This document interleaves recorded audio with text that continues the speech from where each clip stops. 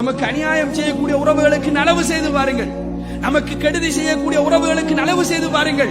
நம்முடைய உரிமைகளை பறிக்கின்ற உறவுகளுக்கு அவர்களுடைய உரிமை அழகான முறையில் கொடுத்து பாருங்கள். அவர்கள் பறிக்க பறிக்க நீங்கள் கொடுக்க கொடுக்க ஒரு நாள் வரும், நீங்கள் மரணித்து ஜனாசாவாக இருக்கின்ற ஒரு சந்தர்ப்பம் வரைக்கும் அவர்கள் உங்களை துண்டித்துக் கொண்டே இருக்க நீங்கள் அவரை சேர்ந்திருந்தால் அந்த ஜனாசாவுக்கு முன்னுக்கு வந்து நின்று கொண்டாவது தலை குனிந்து நான் எவ்வளவோ கெடுதிகள் செய்திருந்தும் அவன் எனக்கு நலவைத்தானே செய்தான் என்கின்ற அந்த குமுறலோடு உங்களுக்காக ஒரு பிரார்த்தனை செய்வானே, அந்த உறவு செய்கின்ற பிரார்த்தனையாவது கடைசியாக கிடைக்கும் என்பாத சகோதரர்களே.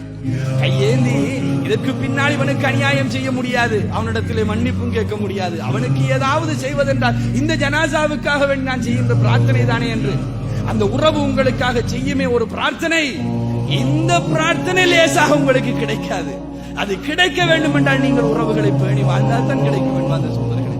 அந்த அளவுக்கு பெருமதியானது இந்த உறவுகளை பேணுவது என்பது. யாரோ ஒரு நண்பன், யாரோ பேசி பழகின, ஒரு 2 நாள் பேசி பழகின, 3 நாள் பேசி பழகின நண்பன், அல்லது 1 வருடம் 2 வருடங்கள் நம்மோடு இருந்த நண்பன், இவர்களை எல்லாம் விட இரத்த உறவுக்கு ஒரு பலம் இருக்கின்றது என்பாத சகோதரர்களே. அதற்கென்று ஒரு வரலாறு இருக்கின்றது, அதற்கென்று ஒரு உணர்வு இருக்கின்றது.